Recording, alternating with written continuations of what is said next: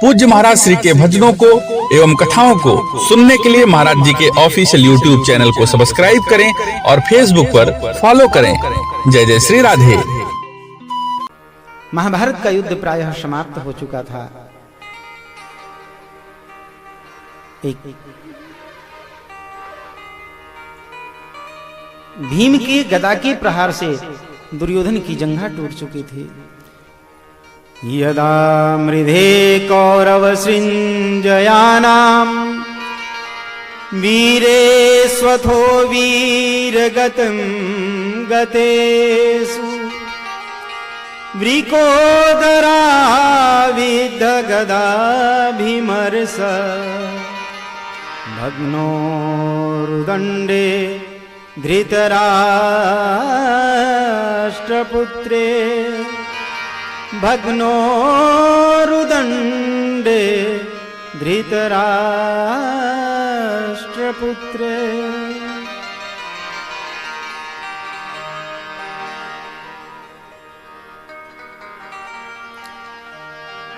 दुर्योधन की जंघा भीम के गदा के प्रहार से टूट चुकी थी। अपार कष्ट हो रहा था भीम को, दुर्योधन को, लेकिन दुर्योधन की मृत्यु नहीं हो रही थी। क्यों? क्योंकि दुर्योधन को आशीर्वाद मिला था, जब सुख और दुख दोनों एक साथ होंगे तभी तुम्हारी मृत्यु होगी। अब किसी के जीवन में सुख और दुख एक साथ थोड़ी ही होता है। तो दुर्योधन अपने आप को अमर मानता था। वो सोचता था कि मेरी मृत्यु कभी होगी नहीं। लेकिन आज जब भीम के गदा प्रहार से जंघा टूट चुकी थी, अपार कष्ट हो रहा था, अपार पीड़ा हो रही थी, दुर्योधन की मृत्यु नहीं हो रही थी। दुर्योधन चाहता था कि मैं मर जाऊं, लेकिन मृत्यु हो नहीं रही थी।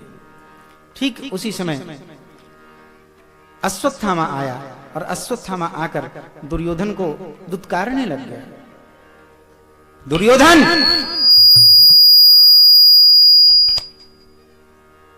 जय जय श्री राम।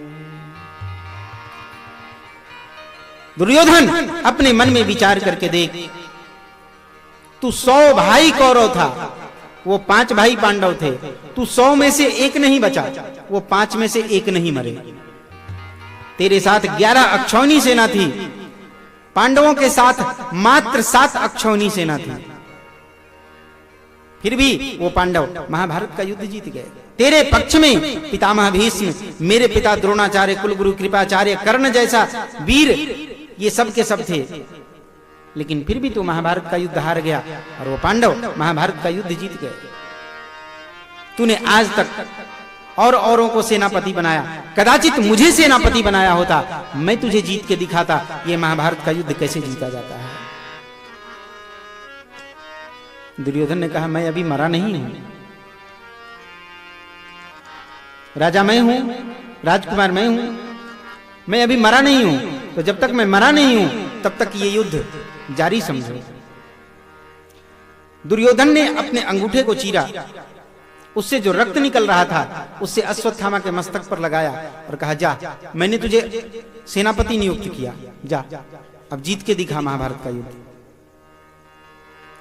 अश्वत्थामा वहां से चला, एक वृक्ष के नीचे आकर बैठ गया और सोचने लगा, जिन पांडवों को पितामह भीष्म जैसा धनुर्धर मार नहीं पाया, मेरे पिता द्रोणाचार्य वो नहीं मार पाए, कर्ण जैसा वीर नहीं मार पाया, ये 100 के 100 भाई कौरव मिलके नहीं मार पाए, उन पांडवों का मैं अकेला कैसे वध करूंगा, उन पांडवों को मैं अकेला कैसे मारूंगा।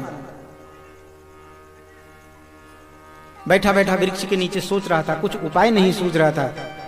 रात्रि हो गई, रात्रि में उल्लू सोए हुए पक्षियों के बच्चों को मार रहा था। गुरु तत्व होता है, वो कहीं से भी बोल पड़ता है। अश्वत्थामा ने सोच लिया, जैसे ये उल्लू सोए हुए पक्षियों को मार रहा है, ऐसे ही मैं भी सोए हुए पांडवों को मार डालूंगा।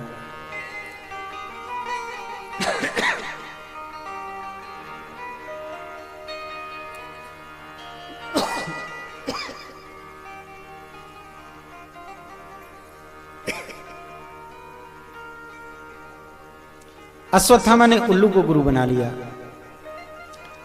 अश्वत्थामा वहां से चला, लेकिन कहा गया है जिसकी रक्षा स्वयं परमात्मा करते हैं उसको कोई मार नहीं सकता।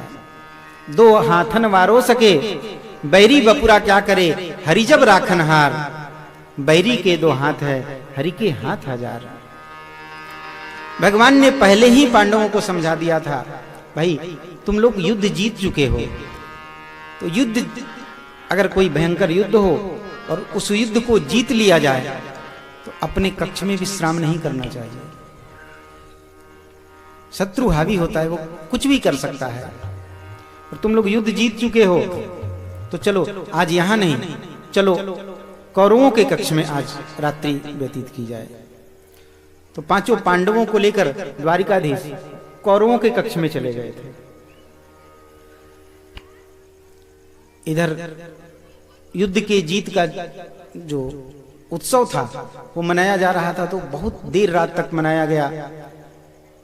पांडवों के द्रौपदी के जो पांचों पुत्र थे, ये द्रौपदी के पांचों पुत्र उत्सव में बहुत रात तक संलग्न रहे।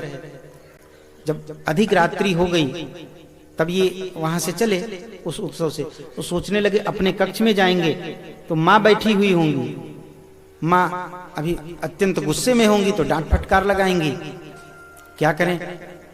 सोचा चलो कहीं और जगह हो तो वहां जाकर के सो जाएंगे। ये द्रौपदी के पांचों पुत्र ढूंढते ढूंढते पहुंचे तो देखा इनके पिता का जो कक्ष था, पांडव जहां विश्राम करते थे, वो कक्ष खाली पड़ा था। ये द्रौपदी के पांचों पुत्र वहीं पे सो गए। रात्रि के समय अश्वत्थामा आया और अश्वत्थामा ने अंधेरे में द्रौपदी के पांचों पुत्रों का मस्तक काटा, दुर्योधन के पास लेके गया। दुर्योधन देख, जिसे कोई नहीं मार पाया, तुम सबके सब मिलके नहीं मार पाए, मैंने उन पांडवों को मार डाला, ये रहे उनके सर। दुर्योधन को अत्यंत प्रसन्नता हुई, दो मुंडों को उठाया और उठाकर आपस में टकराया। टकराते ही वो नरमुंड टूटकर चूर चूर हो गए। दुर्योधन ने कहा नहीं नहीं नहीं, ये पांडवों के मस्तक नहीं है, पांडव के मस्तक इतने कमजोर नहीं कि इस तरह टकराने से टूट जाएं। मैंने पांडवों के साथ युद्ध किया है, मुझे उनकी शक्ति का आभास है, ये पांडव नहीं है। अश्वत्थामा तूने मेरे साथ छल किया है, ये अवश्य कोई और है। थोड़ा उजाला हुआ, प्रातः काल का समय होने लगा।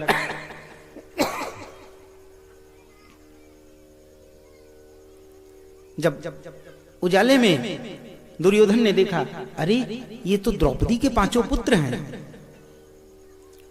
दुर्योधन को एक और जहां खुशी हुई द्रौपदी के पांचों पुत्रों को देखकर, खुशी किस बात की हुई? खुशी इस बात की हुई कि अरे मेरे वंश में तो कोई नहीं बचा था, मैंने पांडवों का वंश भी नष्ट कर दिया।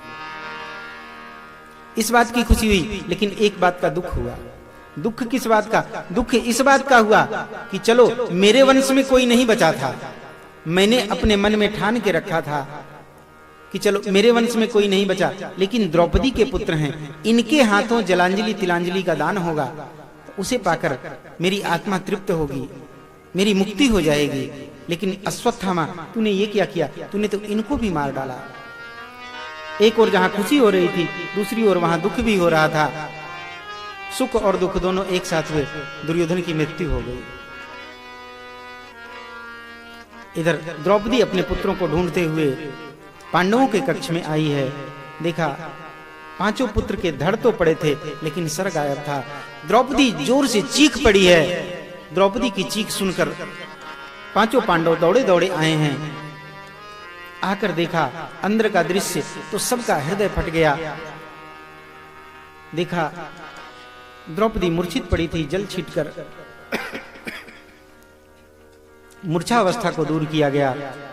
उसके बाद अर्जुन ने देखा और अर्जुन ने कहा, मैं इन पैरों के चिन्ह को पहचानता हूं। 64 कला में एक कला यह भी होती है, पैर के चिन्ह को देखकर ये पहचान कर लेना कि ये किसके पैर के चिन्ह हैं।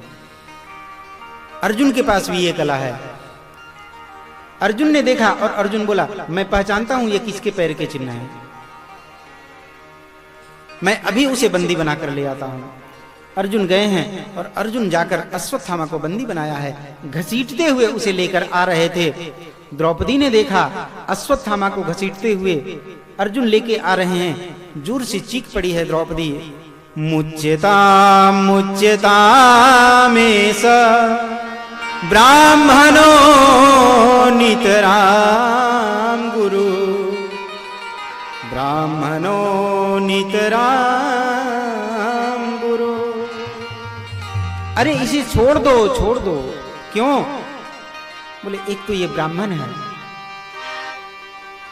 और ब्राह्मण को मृत्यु दंड दिया जाए ऐसा विधान नहीं है। दूसरी बात, द्रौपदी ने कहा मेरे 5 पति जीवित हैं, मैं अगर चाहूं तो मुझे अभी भी संतान हो सकती है, लेकिन आपके गुरुदेव जीवित नहीं हैं। आपकी गुरुमाता के बुढ़ापे के एकमात्र सहारे यही हैं। आपने अगर इनका वध कर दिया तो आपकी गुरुमाता कहां जाएंगे? इसलिए इनको छोड़ दीजिए, मत मारिए, छोड़ दीजिए। मुच्यताम मुच्यतामेष ब्राह्मणो नितराम गुरु। अर्जुन द्रौपदी का कहा मानकर अश्वत्थामा को छोड़ने वाले थे, तब तक तो भीम भैया बगल से बोल पड़े, अर्जुन मैं तेरा बड़ा भाई होकर तुझे आज्ञा प्रदान करता हूं। ये बालकों की हत्या करने वाला है, अगर तूने इसे छोड़ा तो मैं इसे तो दंडित करूंगा ही, तुझे भी दंडित करूंगा। अर्जुन सोचने लग गए, क्या करूं? बड़े भाई की बात मानूं कि द्रौपदी की बात मानूं? किसकी बात मानूं? दुविधा में पड़ गए। हम भी जब दुविधा में पड़ते हैं तो किसी और की ओर निहारते हैं। अर्जुन भी दुविधा में पड़े। अर्जुन ने गोविंद की ओर निहारा है। गोविंद ने बड़ा सुंदर जवाब दिया। जब गोविंद की ओर देखा तो गोविंद ने कहा, ब्रह्म बंधुर्न हंतव्यो आतताई बधारहण। क्या करना चाहिए? तो गोविंद ने जवाब दिया, ब्रह्म बंधुर्न हंतव्यो आतताई बधारहण। ये ब्राह्मण है इसलिए मारने योग्य नहीं है, और ये आतताई है इसलिए ये छोड़ने योग्य भी नहीं है। ब्राह्मण है, मारोगे तो पाप लगेगा, और आतताई है, तुम क्षत्रिय हो, छोड़ोगे तो पाप लगेगा। अब क्या करें? मारे कि छोड़े?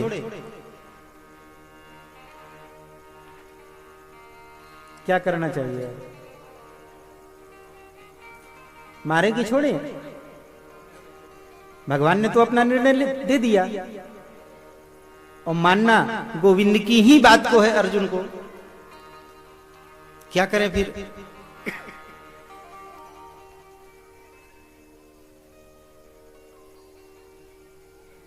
गोविंद के अटपटे जवाब को, गोविंद अगर नारायणावतार हैं तो अर्जुन भी नरावतार हैं। अर्जुन समझ गए क्या करना चाहिए। किसी सम्मानित व्यक्ति को भरी सभा में अपमानित कर दिया जाए, ये उसकी मृत्यु से भी बड़ी सजा कही गई है। अर्जुन ने अश्वत्थामा को पकड़ा, सिर के बाल मुंडन कर दिए, माथे पे कालिक पोत दी, मुख पे कालिक पोत दिया, और भारी सभा से धक्का मार के निकाल दिया। जा, तो बालकों की हत्या करने वाला है, तेरा तो मुख भी नहीं देखना चाहिए, भाग यहां से।